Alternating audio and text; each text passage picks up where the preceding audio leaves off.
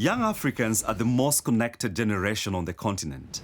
But like young people everywhere, they are especially vulnerable to misinformation and disinformation. Africa is seeing a meteoric rise in mobile and internet penetration rates. Some 112 million people aged between 15 and 24 in Africa are now online, and that's more than half of the youth population. Social media platforms are their main source for accessing education and consuming entertainment and socio-political information. But because social media is also where disinformation is lacking, it means Africa's youth is exposed to a lot of fake or false news. And children are especially susceptible to misinformation and disinformation. That's because they are not properly equipped to judge whether information is true or false, research finds. So, what types of disinformation are prevalent across social media platforms in Africa?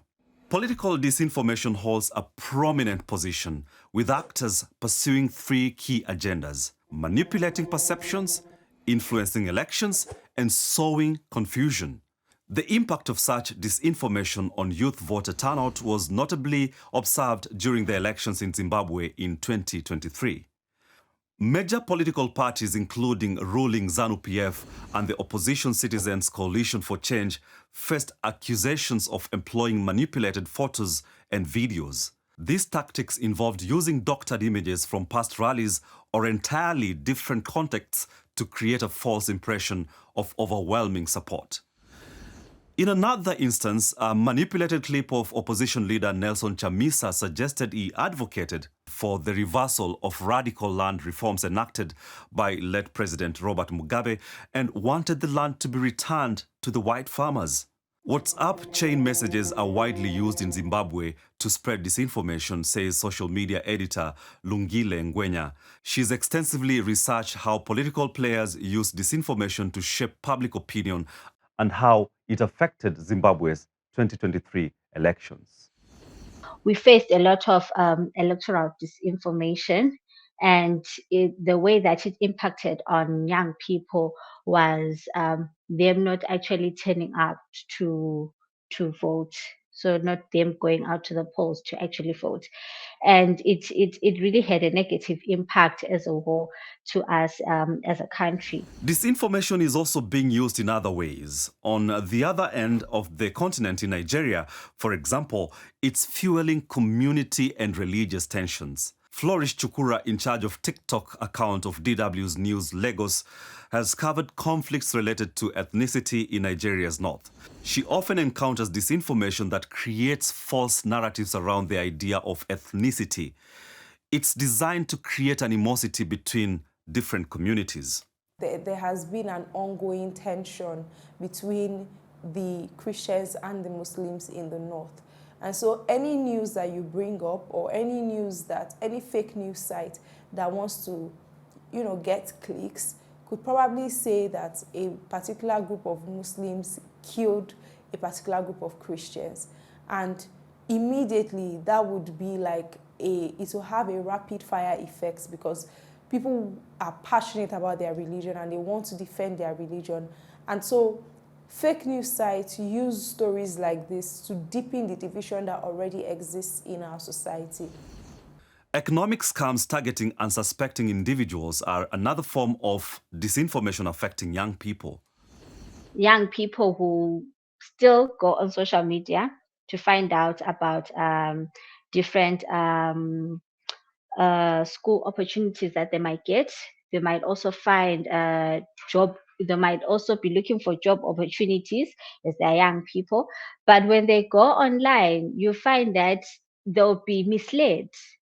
And when they are misled by whether it's an advert or it's a poster talking about some particular school or some particular job opportunity, they are misled, and that's when you find that they fall victim to a lot of scammers. The rapid expansion of the digital landscape in Africa is amplifying these damaging forms of content. So why is disinformation so attractive to young people? Nyakirario Omari is a Kenyan-based facts checker. She's carried out numerous research on how disinformation is used on social media.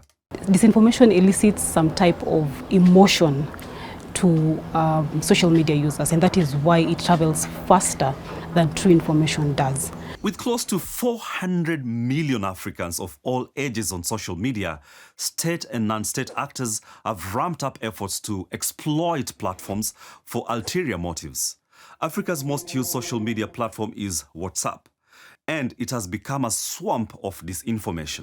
There are so many chain messages that are circulated on WhatsApp, and because of that, disinformation it really circulates really fast.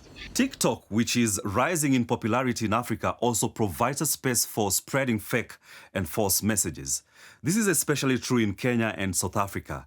Young people there are the world's top TikTok users, according to a report by Reuters Institute Digital News. In Kenya, research by Mozilla Foundation revealed that disinformation spread on TikTok in the lead-up to the 2022 general elections to spread hate speech. But despite the spread of disinformation, the Reuters study found that TikTok users in both Kenya and South Africa trust the platform due to its selective avoidance of stories deemed depressing or anxiety-provoking. The absence of strong regulations has allowed disseminators of disinformation to capitalize on platforms' influence. And Mozilla's research reveals that the disinformation being spread on TikTok violates the platform's very own policies. Lungile Ngwenya gives the example of a fraudulent doctor in South Africa who used TikTok to share medical advice and sell medication. He accumulated a large following despite not having a medical degree. Well, his name was Dr. Matthew. And, that's just one example of how he's a young person and he's impersonating himself as a doctor. He's giving medical advice to his audience, and mostly probably those are young people. So you find that having such influencers on social media platforms, it really impacts a lot on young people, because they'll be thinking that they're getting accurate information or credible information from someone who's almost their peer, because they believe in him and they think that he's doing a good job, or he's a good doctor, but then this person is actually a liar. How can this phenomenon be countered? And how can quality information be made more attractive for young people? One way is to firm up and adopt universal regulatory measures that hold platforms and spreaders of disinformation accountable, says those working to combat disinformation. One of the most important one that I'll want to highlight is the Digital Service Act by the European Union. That looks to create an environment that is healthy for consumers, and also it looks to hold these service providers to accountable for the information that they provide, for the information they put out there, and also for the platform that they have given people to air their views, the content, and all that. So for me, one that stands out is the Digital Services Act. Investing in media and information literacy and building societal resilience is also crucial. I think journalists have a very big role to play when it comes to combating fake news. It's the role of journalists to ensure that they verify whatever information that comes across before they share. And so once a journalist receives an alert of a particular information or news or something that has happened, it is the job of the journalist to do the extra work that is needed to ensure that that news is not fake. After all, most young Africans want more democratic and accountable governments and institutions than they are getting. And disinformation on social media adds even more to youth distrust of key social institutions.